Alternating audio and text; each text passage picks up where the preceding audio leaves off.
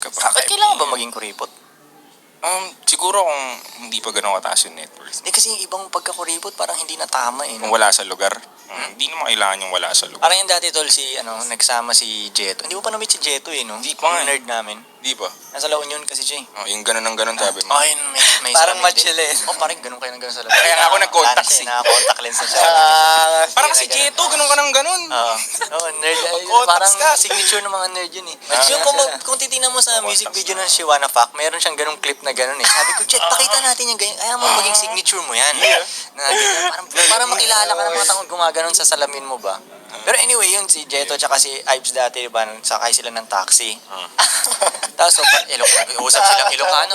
Ilocano rin si Jeto. Oh, Ilocano. Yun eh, nag-uusap silang Ilocano. Nagkataon yung taxi driver, Ilocano din. Oh. Nagkakaintindihan sila, oh, Ilocano pala kayo, ganyan-ganyan. Tapos nung bumaba na sila, hiningi pa nila dun sa taxi driver yung 4 na pisong sukli eh. Oh, so tama ba yun? O ano? Sa akin hindi na. Diba?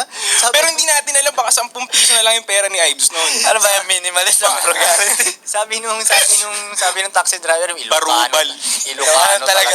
Ilocanity na yan.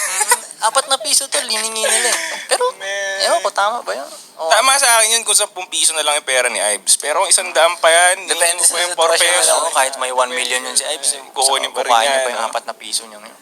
Ayun ko, parang hindi ka na masyado mag-e-enjoy sa life pag gano'n. Yun ang